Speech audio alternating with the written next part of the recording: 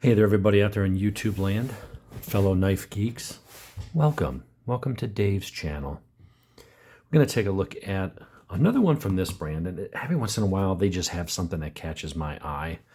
So I hit like, hit subscribe, make comments.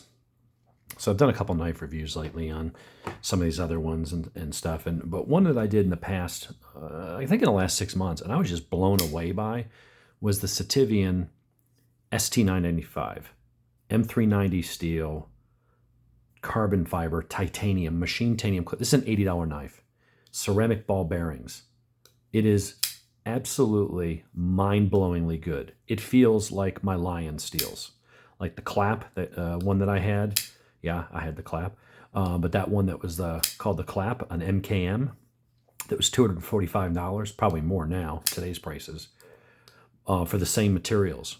And this was a third of that price. So these guys have really impressed me. The knife steel is great. Several places, other knife reviewers have sent their steels off for chemical analysis, like to a metallurgist, to have them test it and Rockwell test it and make sure it's actually the metal.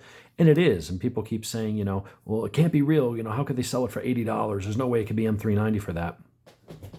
On my video yesterday, where I kind of went over my top videos for my top knives I liked during my 2022 review season, one of the guys responded and said, look, I'm actually a metallurgist. I work for a very large steel company in Italy that provides these products to knife makers and stuff. And he's like, the cost difference at the steel level for the materials between M390 versus D2 and everything else, he's like, the costs are minimal.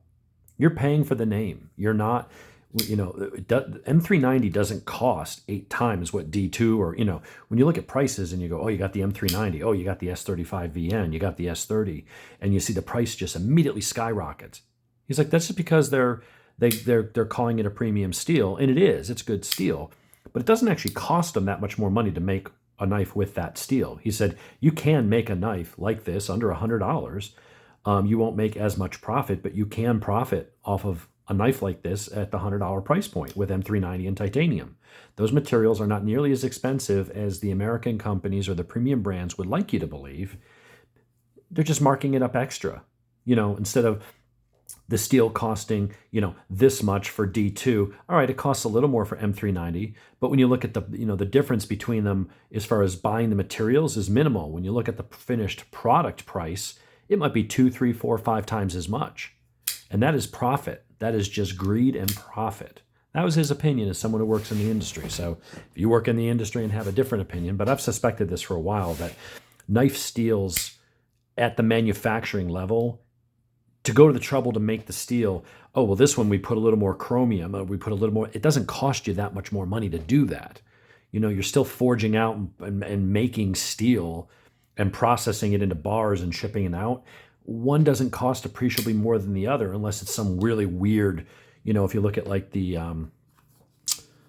there's a company and there's a knife I'm this close to buying, but it's almost $400, but it doesn't use steel. It uses dendritic cobalt or something. So it is 100%, it's not a steel and there's nothing on it that's steel. So it cannot rust. You could throw it in the ocean and leave it there for 10 years and come back and it won't have any rust on it. It'll look brand new. Really cool. Anyway, so I've got this brand here. We're going to open it with the sublime, tiny, but surprisingly useful little Dragonfly 2. And this one struck my interest as in that $50 to $100 range with some of these Chinese brands. And this is not clone.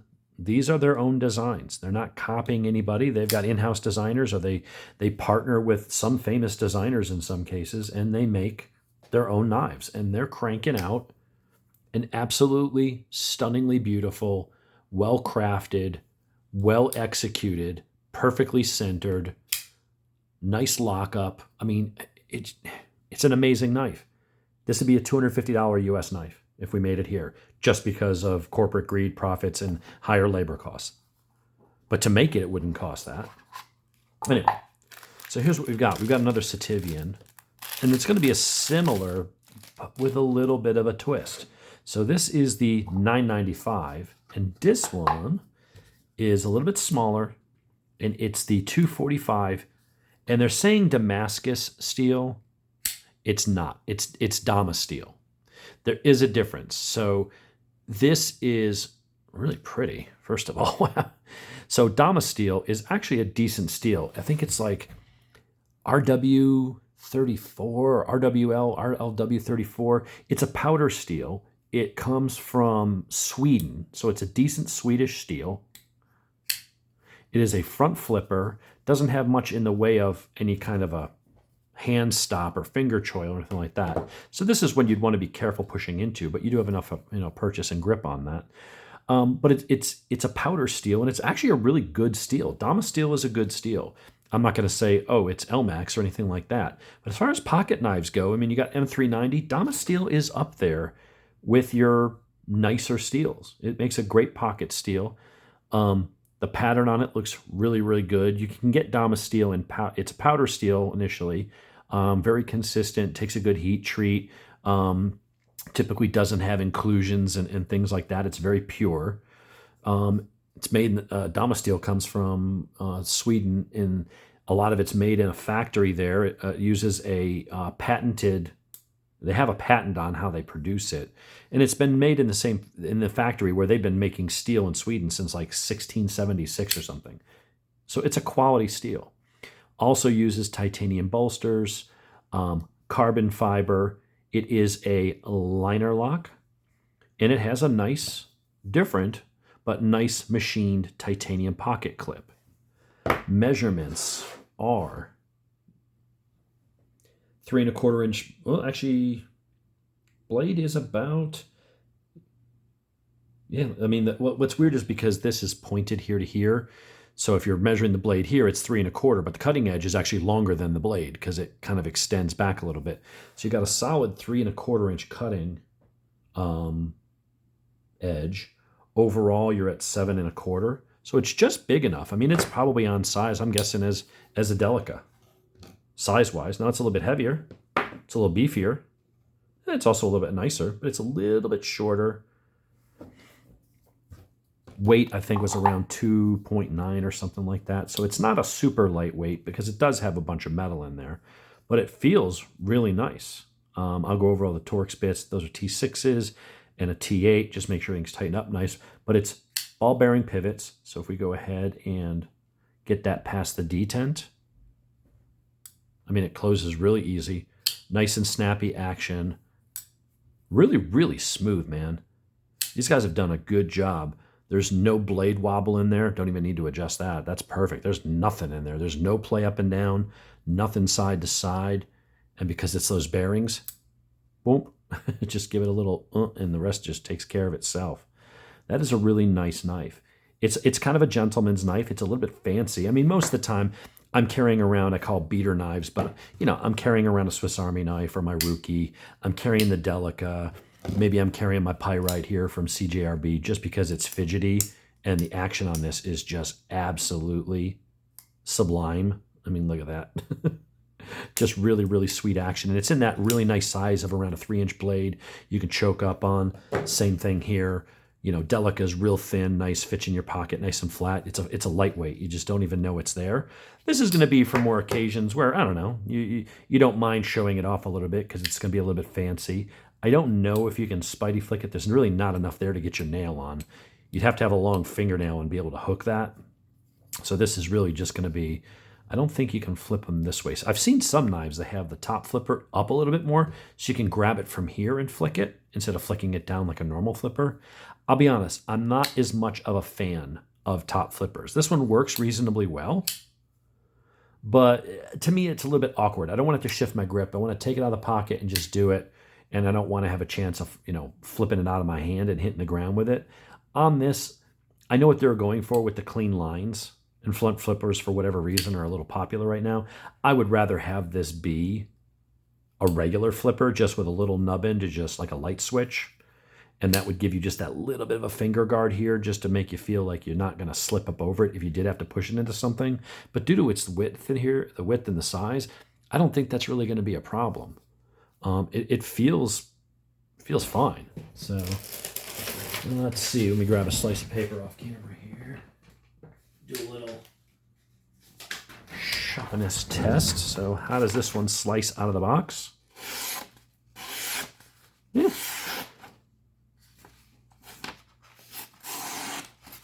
Pretty sharp. Push test. Not quite enough for the push test. Does the other Sativian do it? Yeah, this one has a really keen edge. And I don't know if that has to do with the blade being taller and a flat grind. It's just thinner behind the edge. This one feels like it's just a little bit thicker behind the edge. It's certainly going to cut and, do whatever you need to do. But this one is just that little bit thinner and a little bit more hair-popping sharp. Now, this one's also been stropped and cleaned up a little bit. So I'll go ahead and strop this and do the same thing and just make sure there's no burrs on that edge. But as far as like a slicer, I mean, it's plenty sharp. Can't complain with that. Let's make a mess and some noise here. So that is the 224. These guys have impressed me a lot, man. Yeah, it's a Chinese brand, but seriously, M390 titanium carbon fiber, in this case Damasteel titanium and carbon fiber. It's beautifully crafted. I like that the back space, the liners in there are just a little bit proud of the. It just gives you that multi-layer instead of trying to. When you get it flush, I don't know. Sometimes it looks hit or miss, and then if it is off, your eye is drawn to like where it's not perfectly lined up. But having the scales be just that tiny bit, so you just see that little bit of border, I don't know, it adds to it. The jimping's back here, so being that you can't choke up on it, I would prefer to have the jimping more up here, but maybe they felt with that little kind of cutout there that it just wasn't going to work with that, but that's how I would prefer to kind of have it. You're not going to choke up on it much, but if you do, you want your thumb there. These edges are nicely chamfered. There's no sharp. I don't know if it might be enough to, strike, but if you're going to do a fire striker, but I don't know that this is the kind of knife that you're going to take out camping or something like that. You're probably going to take something like this or something, a little more appropriate. These are kind of like fancy gentleman's type knives using primo materials. And this thing was, I don't know, $79 or $72 or something like that. So again, under the $100 mark shipped, like well under. It's not like, $99. It was like around, let's say with tax, it was $80.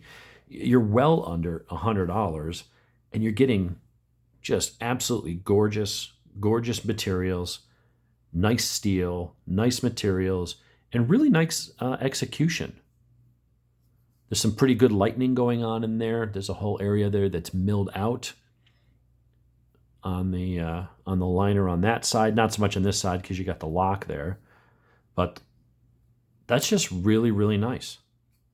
I would like it better if it wasn't a front flipper. That's my only niggle about this is that, having the front flipper is just not my preferred, but yeah, you gotta snap it. If you just push it, the detent is good. It's enough that it's not real. That's maybe the detent could be just a little bit tighter, but you can flick it. Of course, at some point you probably let go and drop it. But you just give it a nice little snap.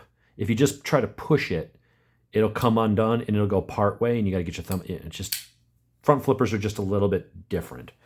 But the polish on that, the blade, I mean, everything about that looks really damn good. The pattern looks good. Yeah. That is the new Sitivien ST995, ST245. This one's definitely a bit bigger and has that, more traditional flipper and stuff like that. But this thing is the Damasteel looks great, man. Get some close-up shots there. Really nice pocket clip. Beautiful carbon fiber. The edges are perfectly matched up. There's no weird gaps. There's no corners sticking out. Someone took their time. And I say this on every damn video, but I mean it. When you look at American craftsmanship, yeah, if you're buying a Microtech or Axial Gear or a Benchmade, but you're going to pay through the nose for it. If you want to keep under $100, you can't buy a knife like this for under $100 made in America. If you're talking M390 and titanium and carbon fiber, you're not buying a knife like this made in America for less than $200. Now, if someone makes one and you want to go buy a Chris Reeve Sebenza, you want to go buy something, great, go for it. I've certainly spent some money on some knives. Not as much as some, but I'll spend $2, $3, $4, even up to $500 if I really want the knife. But then it's like, am I going to carry that knife every day and beat the hell out of it? Probably not. I'm going to want to take a Spyderco. I'm going to take one of these other knives that's cheaper, you know. I can beat the hell out of this, and I know it'll take it, and if it looks like crap, I don't care. It's a $90 knife. But if you wanted something really beautiful with those kinds of materials, you know, here it's plastic and VG10. Injection molded, you know, fiberglass reinforced nylon. It's a lockback. I had to add the titanium deep carry pocket clip because the one it came with sucked. So, you know, this is a good American product. Nothing wrong with a Spyderco. But I wouldn't say it's better than this, especially when it comes to those kinds of materials. You can't touch this. Like MC Hammer said. I mean, look at that action, man. Overcome that detent and just boop. Really, really beautiful, man. Nice knife. The box looks cheap and all that, and you're like, oh, this is going to be some cheap shit Amazon knife. And then you open these and you play with them and you're like, did they put the right knife in the box? Because this is not, I mean, this is way nicer than I was expecting. Just absolutely gorgeous. Really good job, guys. So this is definitely going to add to my collection. I don't think I have any other Damascus style type blades. So I don't know how they get the pattern on there. I don't know if they do some weird thing with etching or, you know, I just know it's Damasteel, and I want to say like it was like RW34, RWL34, something like that. And by all reports, it's good steel. It's a quality, good blade steel. So hats off to them. Another great job. Knocked it out of the park. Can't believe you can get this kind of knife in an interesting, unique design that is their own, designed in-house. They didn't copy from anybody, and put together with those materials and with that care and that fit and finish. For that price, man, you would be a fool not to buy this knife. I don't want to hear any crap about, oh, it's China, so half the shit in your house. Just be quiet. They're not ripping anybody off. It's not a counterfeit. It's not even a clone. It's not even an homage or a tribute. This is their own design, and it's freaking awesome. And if you can find a knife like this made in the U.S. for less than $200, send me the link. I'll buy it and review it and put it up against this. I'll put my own money and buy it, and we'll see which one, you know, comes out on top. So that would be my challenge to you. Find me an M390 carbon fiber titanium U.S. made knife for less than $200 that's put together like this, and I will happily go spend my own money and review it and compare the two and see if you're right. Anyway, that's what we have today. That's the new Sitivien ST245. I'm going to carry that tonight at dinner. Beautiful.